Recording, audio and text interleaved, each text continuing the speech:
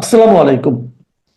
প্রিয় দর্শক, অন্য মঞ্চের আলাপ চাইতে আপনাদের সকলকে আমন্ত্রণ জানাচ্ছি। চারিদিকে এখন একটাই প্রশ্ন, ভারতীয় সেনা গোয়েন্দা দল হঠাৎ ঢাকায় কেন?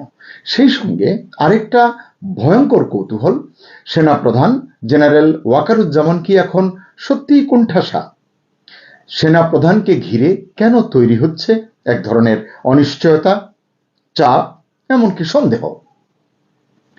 দেশের রাজনীতি কিছুটা টালমাটাল, কিছুটা উত্তপ্ত, তেমনি সেনানিবাসেও বিরাজ করছে চাপা উত্তেজনা, অস্থিরতা। মানুষ কেন বলছে এই মুহূর্তে বাংলাদেশের সবচেয়ে অসহায় মানুষটির নাম জেনারেল ওয়াকারুজ্জামান?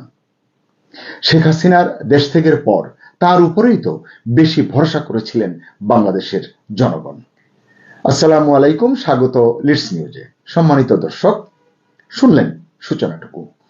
ভারতীয় সেনাবাহিনীর গোয়েন্দা শাখা মিলিটারি ইন্টেলিজেন্স বা এমআই এর 4 সদস্যের একটি দল এই মুহূর্তে ঢাকায়। তাদের নেতৃত্ব দিচ্ছেন জেনারেল কুন্দন কুমার সিং। জানা গেছে এটি কোনো রুটিন সফর নয়। শেখ হাসিনা সরকারের পতনের পর এই প্রথম, প্রায় 14 মাস পরে ভারতীয় কোনো সেনা গোয়েন্দা দল বাংলাদেশ সফরে এলো।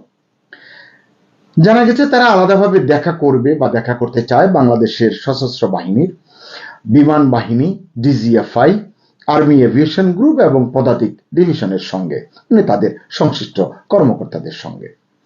আরো গুরুত্বপূর্ণ, তাদের কক্সবাজার সফরের পরিকল্পনা রয়েছে। কক্সবাজার মানে রামু, রামু মানে 10 ডিভিশন। জানেন কত গুরুত্বপূর্ণ এই 10 ডিভিশনটি, এটি তারা ঘুরে দেখতে চায়। প্রশ্ন হলো এই সফরের উদ্দেশ্য কি? বাংলাদেশের অভ্যন্তরীণ অস্থিতিশীলতা বুঝতে এসেছে তারা, নাকি রাখাইন রাজ্য থেকে মানবিক করিডোর যে দেওয়ার যে জাতিসংঘ, যুক্তরাষ্ট্র, ইউনুস সরকারের যৌথ পরিকল্পনা, এর সঙ্গে কোনো যোগ আছে এই সফরের? মনে রাখবেন, রাখাইন সীমান্তে সাম্প্রতিক মাসগুলোতে নীরব উত্তেজনা বাড়ছে। আপনারা জানেন নিশ্চয়ই, রোহিঙ্গা ইস্যুতে বাংলাদেশ মিয়ানমার সীমান্ত নতুন করে স্পর্শকাতর হয়ে উঠেছে। ঠিক তখনই ভারতীয় গোয়েন্দা সেনাদলের সফর, যা শুধু নিরাপত্তা নয়, একটি বিশেষ কূটনৈতিক বার্তাও দিচ্ছে বলে মনে করছেন অনেকে। একই সময়ে আমাদের সেনাবাহিনীর ভেতরেও চলছে অস্বস্তির ঢেউ, যেটি শুরুতে আমি বললাম, এক ধরনের অস্থিরতা, এক ধরনের চাপা উত্তেজনা। 25 জন কর্মরত এবং অবসরপ্রাপ্ত সেনা সদস্যের বিরুদ্ধে আন্তর্জাতিক অপরাধ ট্রাইব্যুনালের যে গ্রেফতারি পরোয়ানা, এটি জারির পর আইসিটি এবং সেনাবাহিনীর মধ্যে যে একটি টানাপোড়েন, এটি কিন্তু ইতিমধ্যেই স্পষ্ট হয়েছে। একদিকে সেনাবাহিনী বলছে তারা ন্যায় বিচারের পক্ষে আছে, অন্যদিকে অভিযুক্তদের তারা নিজেদের হেফাজতে রেখেছে, যা মানে আদালতের চোখে সম্পূর্ণ আইনি নয়।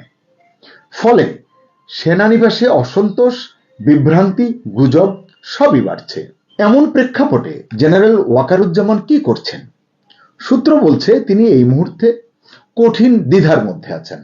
একদিকে ইউনুস প্রশাসনের প্রতি তার নীরব সমর্থন, অন্যদিকে তার বাহিনীর ভিতরে ক্রমবর্ধমান অসন্তোষ। কোনটাকে কিভাবে সামাল দেবেন তিনি? গত 14 মাস ধরে তিনি তো চেষ্টা করেছেন সবাইকে খুশি রাখতে, ইউনুসকে, উপদেষ্টাদের, জামাতকে, এমনকি তরুণ ছাত্র নেতাদেরও। তাদের কোনো কথাই তিনি কোনো রিয়াকশন দেননি। সেনানিবাসের ইট খুলে নিয়ে যাবে, তার ভুড়ি নিয়ে অনেক কটু মন্তব্য করেছে, তিনি কিন্তু এগুলোকে একেবারেই স্বাভাবিকভাবে নরম মনে মেনে নিয়েছেন এবং তাদেরকে ক্ষমা করে দিয়েছেন। আসলে এসবের ফলাফল যে উল্টো হচ্ছে, এটি এখন হয়তো বোঝা যাচ্ছে। জেনারেল ওয়াকারের এই নরম মনোভাব সেনাবাহিনীর ভেতরেও ক্ষোভ তৈরি করেছে। অনেকে এখন প্রকাশ্যেই বলছেন আমাদের সেনাপ্রধান দুর্বল, বিশেষ করে রাজনৈতিকভাবে প্রভাবিত। এটি অত্যন্ত গুরুতর অভিযোগ।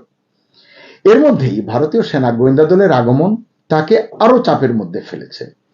এই দল অনেকের সঙ্গে বৈঠক করবে এটি বলা হলেও সেনা প্রধানের সঙ্গে তাদের নাকি কোনো বৈঠক হবে না বা দেখা হবে না। এখন তারা দেখা করতে চেয়েছে কিনা বা ওয়াকার দেখা করতে চেয়েছেন কিনা, বিশেষ কোনো মহলের কারণে দেখা করতে পারছেন না কিনা, এমন কোনো চাপ আছে কিনা সেটি বলতে পারবো না, তবে দেখা হচ্ছে না এমনটি জানা গেছে। তার মানে কি? তার মানে এতটাই চাপে আছেন জেনারেল ওয়াকার, অর্থাৎ অনেকটাই কোণঠাসা। এমনিতেই গত 13-14 মাস ধরে দিল্লির সঙ্গে বাংলাদেশের সম্পর্ক কিছুটা শীতল। সেনাপ্রধানের সঙ্গে ভারতের সেনাপ্রধান উপেন্দ্র দ্বিবেদীর একটা ভালো সম্পর্ক ছিল, সেটিও শীতল বলে জানি অনেকদিন ধরে। আমরা জানি অতি সম্প্রতি জেনারেল ওয়াকার কলকাতা এবং দিল্লিতে মোট 3টি গুরুত্বপূর্ণ আন্তর্জাতিক সম্মেলনে যোগ দেননি, তার যাবার কথা ছিল। যার ব্যাখ্যা হয়তো তিনি দিয়েছেন, সেটি হয়তো ভারত ভালোভাবে নেয়নি, কারণ ভারতের আগ্রহ দেখে ধারণা করা হয় যে ভারত হয়তো জেনারেল ওয়াকারকেই চেয়েছিল, হয়তো তাদের কোনো সলা পরামর্শ থাকতে পারে, হতে পারে। এদিকে ইউনূস প্রশাসনের সঙ্গেও ভারতের সম্পর্ক এখনো কৌশলগত অনিশ্চয়তার মধ্যে রয়েছে। আম এবং ইলিশ কূটনীতি দিয়ে প্রফেসর ইউনূস যতই চেষ্টা করুন না কেন, পরিবেশ কিন্তু দুই দেশের মধ্যে তিনি উষ্ণ করতে পারেননি। মাঝে মাঝে আবার তিনি উটকো মন্তব্য করে বসেন, তারপরে এটি আবার পুরোপুরি উল্টে যায়। তো বলা হচ্ছে যে ওয়াশিংটনের সঙ্গে ইউনূসের ঘনিষ্ঠতা যতটা বাড়ছে, দিল্লি ইউনূস থেকে ঠিক ততটাই দূরে সরে যাচ্ছে। এমন প্রেক্ষাপটে ভারতীয় সেনা গোয়েন্দা দলের ঢাকা সফর হয়তো একটা স্পষ্ট বার্তা দিচ্ছে, তা হলো ভারত এখন পরিস্থিতি সরেজমিনে বুঝতে চায়। সরাসরি সরকারের কথায় বা কোনো কূটনৈতিক বার্তায় তারা আর আস্থা রাখতে চাইছে না। এটা যদি সত্যি হয়, তাহলে এই সফরকে বলতে হবে একটা সিগন্যাল চেক। বাংলাদেশ সেনাবাহিনী কতটা স্থিতিশীল, এখানে ওয়াকারের নিয়ন্ত্রণ কতটা কার্যকর, কতটা সুসংহত, আর ইউনূস প্রশাসন কতটা কার্যকর, কতটা সক্ষম, কতটা টিকবে, এসব প্রশ্নের উত্তর খুঁজতেই হয়তো এসেছে এই গোয়েন্দা দল, এটি অনেকে মনে করছেন। জেনারেল ওয়াকারের 14 অক্টোবরের সৌদি সফর বাতিল হওয়ার খবর আপনারা ইতিমধ্যেই জেনেছেন, আমরা আমাদের এক কন্টেন্টে বলেছি। অনেকে বলছেন এই সফরটি আসলে বাতিল হয়নি, আসলে বাধ্য হয়েছেন তিনি বাতিল করতে, কারণ দেশের পরিস্থিতি নিয়ন্ত্রণের বাইরে চলে যাচ্ছে। এই অবস্থায় বিদেশ সফর মানে নতুন করে নিজেকে আরো বিতর্কের মুখে বা চাপের মধ্যে ফেলা। বলা হয়েছে এটি স্থগিত, এটি হয়তো পরে অ্যামিকেবল বা সন্তোষজনক কোনো সময় মিললে তখন হয়তো তিনি যাবেন। সেই সময়টি কবে, যখন আসবে আমরা বুঝতে পারবো। আবার রাজনীতির দৃষ্টিকোণ থেকে ইউনূস প্রশাসনের ভেতরেও নানান হিসাব নিকাশ চলছে বলে মনে হচ্ছে। বিশেষ করে কতিপয় উপদেষ্টার বিরুদ্ধে জামাতের অভিযোগ, বিএনপির অভিযোগ, এমনকি এনসিপির অভিযোগ, এসব অভিযোগের কোনো পরিষ্কার জবাব কিন্তু মিলছে না কারো কাছ থেকে। ঠিক আছে, এতদিন ইউনূস ছিলেন না, তিনি তো এসেছেন আজকে, দেখা যাক তিনি কি পদক্ষেপ নেন। তবে সরকারের ভেতরে বিভিন্ন জায়গায় যে ফাটল রয়েছে এটি কিন্তু স্পষ্ট হচ্ছে ক্রমশ। এখন সবকিছুর ঊর্ধ্বে বড় প্রশ্ন হয়ে দেখা দিচ্ছে ফেব্রুয়ারিতে নির্বাচন হবে কি হবে না। এ নিয়ে পরামর্শদাতা পরিষদের মধ্যেও বিভক্তি, মানে উপদেষ্টা পরিষদের মধ্যেও বিভক্তি। একদল বলছে, এক পক্ষ বলছে ফেব্রুয়ারিতে ভোট দিয়ে দিন, আমরা বাড়ি ঘরে চলে যাই। অন্য পক্ষ মনে করছে বা বলছে পরিস্থিতি পরিপক্ক নয়, মানে নির্বাচনটা এখন নয়। এই অবস্থায় জেনারেল ওয়াকার কোন দিকে ঝুঁকবেন? আসলে ঝুঁকবেন বলছি, এটির আগে বোঝা দরকার তার নিজের অবস্থানই বা কতটা সুসংহত।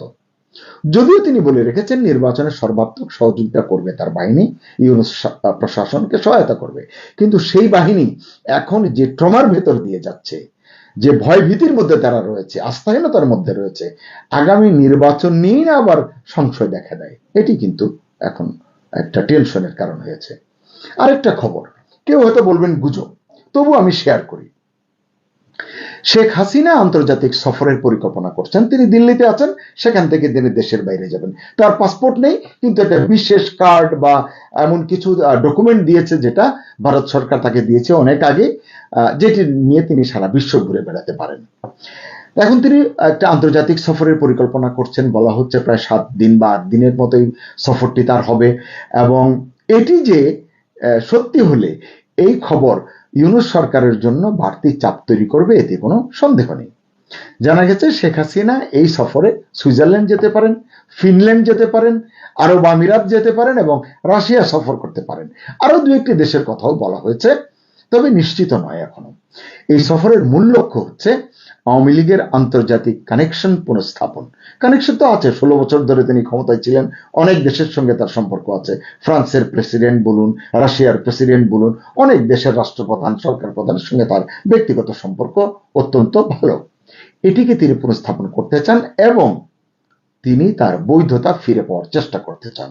কারণ তিনি বলেছেন যে তিনি পদত্যাগ করেননি, তিনি এখনো প্রধানমন্ত্রী। ইউনূস সরকারকে, প্রফেসর ইউনূসকে অবৈধ দখলদার হিসেবে বলছেন। তার যে সমস্ত অডিও বার্তা আমরা শুনতে পাই সেসব জায়গায় তিনি এইসব কথা বলছেন।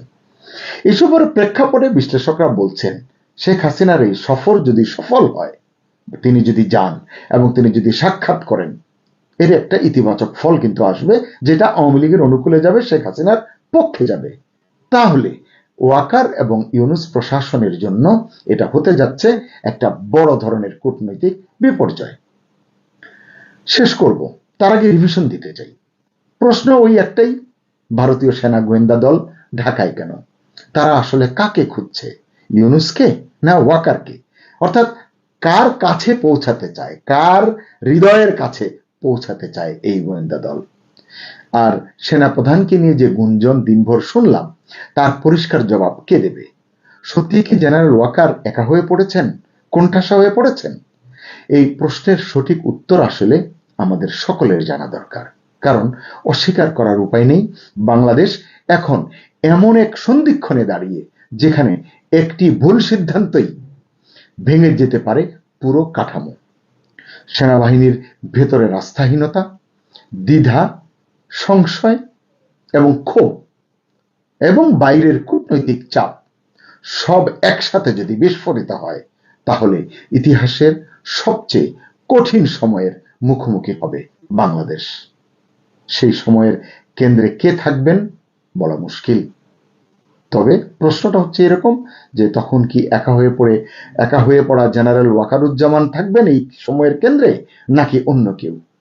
বলতে পারছি না, অপেক্ষা করুন, সবই বুঝতে পারবো আমরা। এই মুহূর্তে আপনাদের সামনে কথা বলতে এসেছি চীনকে নিয়ে মহাবিপাকে ডোনাল্ড ট্রাম্প। ভারতকে পাশে চায়, ভারত কি চায়, এই প্রসঙ্গটা নিয়ে আপনাদের সামনে এই মুহূর্তে কথা বলতে এসেছি। বিরল খনিজকে কেন্দ্র করে আমেরিকা ও চীনের সংঘাত এবার চরম আকার নিল। চীনের উপর শুল্কের খাড়া চালানোর পাশাপাশি এই লড়াইয়ে ভারতকে পাশে চাইল আমেরিকা। মার্কিন অর্থ সচিব স্কট বেসেন্ট জানালেন, বিশ্বজুড়ে বিরল খনিজের উপর চীনা আধিপত্য শেষ করতে ভারত সহ গোটা ইউরোপের সমর্থন চায়। সম্প্রতি ফক্স নিউজকে দেওয়া এক সাক্ষাৎকারে বেসেন্ট বলেন, চীনের তরফে বিরল খনিজ রপ্তানি নিয়ন্ত্রণ বিশ্ব অর্থনীতির উপর বিরাট ধাক্কা। এই লড়াই চীন বনাম সমগ্র বিশ্বের। রপ্তানি নিয়ন্ত্রণ আগামী মাস থেকে কার্যকর করতে চলেছে চীন। আমরা জানি না কেন এই পদক্ষেপ নিচ্ছে তারা, তবে এই সিদ্ধান্তের তীব্র বিরোধিতা করছি আমরা। ট্রাম্পের এই সহকর্মী আরো জানান, আমেরিকা চীনকে কোনোভাবেই এই বিরল খনিজকে অস্ত্রে পরিণত করতে দেবে না। ওরা বিশ্বের সমস্ত সরবরাহ শৃঙ্খলের উপর বন্দুক টেনে ধরছে। আমেরিকা কিভাবে এই পরিস্থিতি মোকাবেলা করবে তা জানতে চাওয়া হলে চীনের বিরুদ্ধে একজোট হয়ে পদক্ষেপ নেওয়ার জন্য আমেরিকা ইতিমধ্যে ভারত, ইউরোপ ও এশিয়া দেশগুলোর সঙ্গে আলোচনা শুরু করেছে। এই লড়াইয়ে সকলকে পাশে চাইছে আমেরিকা। উল্লেখ্য, বিরল খনিজ রপ্তানির উপর নতুন করে নিষেধাজ্ঞা আরোপ করেছে চীন। 9 অক্টোবর চীনের তরফ থেকে জারি করা নির্দেশিকা অনুযায়ী 0.1% বেশি বিরল খনিজ পদার্থ রয়েছে এমন পণ্য রপ্তানি করতে গেলে সরকারকে অনুমতি নিতে হবে।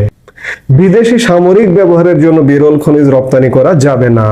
নতুন কিছু খনিজও যুক্ত হয়েছে নিষেধাজ্ঞা তালিকায়। এতেই বিপাকে পড়েছে মার্কিন যুক্তরাষ্ট্র, কারণ আধুনিক পৃথিবীর মূল চালিকা শক্তি হলো এই বিরল খনিজ, এবং এই বিরল খনিজের 90% চীনের নিয়ন্ত্রণে। প্রযুক্তি ক্ষেত্রে এই খনিজ ছাড়া কল্পনাই করা যায় না। অত্যাধুনিক সামরিক অস্ত্রের মূল ভিত্তি এই খনিজ। এদিকে বর্তমানে বিরল খনিজে বিশ্বের একচ্ছত্র অধিপতি হয়ে উঠেছে চীন। 2025 সালের রিপোর্ট অনুযায়ী বর্তমান বিশ্বের সবচেয়ে বেশি বিরল খনিজ মজুদ রয়েছে চীনে, 44 মিলিয়ন মেট্রিক টন। দ্বিতীয় স্থানে ব্রাজিলের রয়েছে 21 মিলিয়ন মেট্রিক টন। তৃতীয় স্থানে রয়েছে ভারতে 6.9 মিলিয়ন মেট্রিক টন। তবে চীন বিশ্বের 70% বিরল খনিজ খনন এবং 90%-এর বেশি প্রক্রিয়াকরণ নিয়ন্ত্রণ করে।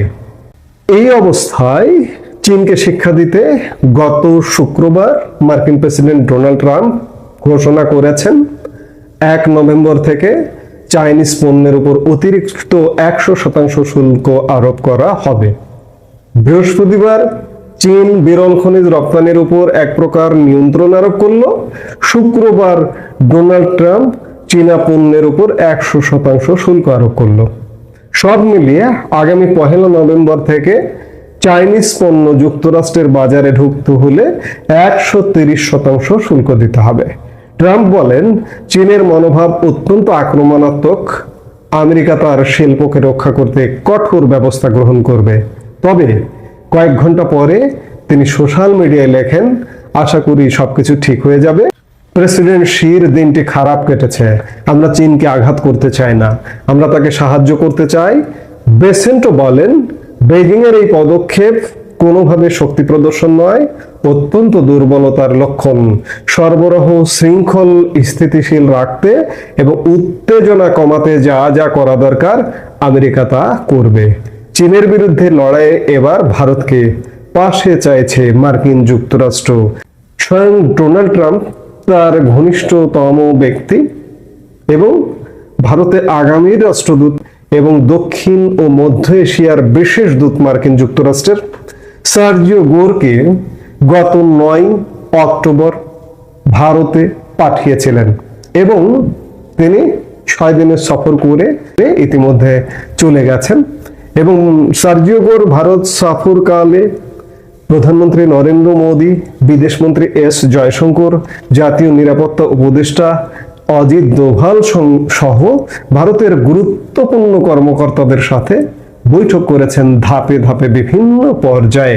গত 11 অক্টোবর মার্কিন রাষ্ট্রদূত সার্জিও গোর ভারতের প্রধানমন্ত্রী নরেন্দ্র মোদীর সাথে সাক্ষাৎ করেছেন এবং তারা বাণিজ্য, প্রতিরক্ষা ও প্রযুক্তি সহ দ্বিপক্ষীয় নানা বিষয়ে আলোচনা করেছেন।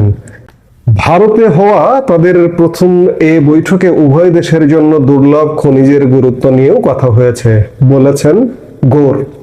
দুর্লভ খনিজ কিন্তু কথায় কথায় আসছে এবং এই দুর্লভ খনিজের পৃথিবীর 90% খনিজ কোনো না কোনোভাবে নিয়ন্ত্রণ করে। নিজেরা 70% উৎপাদন করে, এর বাইরে আরো 20% মিয়ানমারে এখানে ওখানে যে খনিজ উৎপাদন হয় সেই উৎপাদনেরও নিয়ন্ত্রণ চীনের হাতে।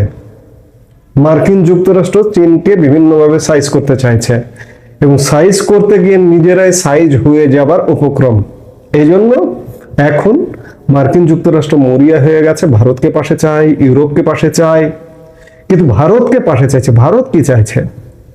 ভারত নিশ্চয়ই ভারতের উপর যে বাণিজ্য শুল্ক চাপিয়ে রাখা হয়েছে সেই শুল্ক মুক্ত হতে চাইছে, প্রতিযোগিতামূলক শুল্কে আসতে চাইছে এবং মার্কিন যুক্তরাষ্ট্রের এই অঞ্চলে যে তৎপরতা আছে সেই তৎপরতা থেকেও মার্কিন যুক্তরাষ্ট্রকে শর্ত দেবে ভারত। কেউ কেউ বলছেন সার্জিও গোরকে ডোনাল্ড ট্রাম্প হঠাৎ করে কেন পাঠালেন? চীনের খবরদারিটাকে একসাথে মোকাবেলা করার জন্য এবং ভারতের সাথে বাণিজ্য শুল্ক যে সেই শুল্কটা সমাধান বিষয়ে আলাপ করার জন্য। প্রতিরক্ষা এবং দুর্লভ খনিজ নিয়ে আলাপ হয়েছে। প্রতিরক্ষা বিষয়টা খুব গুরুত্বপূর্ণ ভারতের জন্য। ভারতের প্রতিরক্ষায় বিশেষ করে দুটো সীমান্ত দেশ, একটি পাকিস্তান আর একটি বাংলাদেশ। সার্জিও গোরের সঙ্গে কি বাংলাদেশ বিষয়ে আলাপ হয়েছে? ডোনাল্ড ট্রাম্প কি সার্জিও গোরকে বাংলাদেশ বিষয়ে আলাপ করতেও কি পাঠিয়েছেন? কেউ কেউ বলছেন যে ভারতকে মোটামুটি একটা নিশ্চয়তা দেওয়া হয়ে থাকতে পারে এই সার্জিও গোরের মাধ্যমে যে আমরা তোমাদের পূর্ব সীমান্তে আমরা তেমন কিছু করব না, আমার কোনো খবরদারি থাকবে না। আর ভারত কি চাইবে? ভারত কি পশ্চিম সীমান্ত বিপদগ্রস্ত? পূর্ব সীমান্ত মানে বাংলাদেশ। এই বাংলাদেশে মার্কিন তৎপরতা এবং একই সাথে মার্কিন তৎপরতা মানে সেখানে পাকিস্তানি তৎপরতাও আছে। ভারত কি চাইবে না যে পাকিস্তানি তৎপরতা মুক্ত হোক?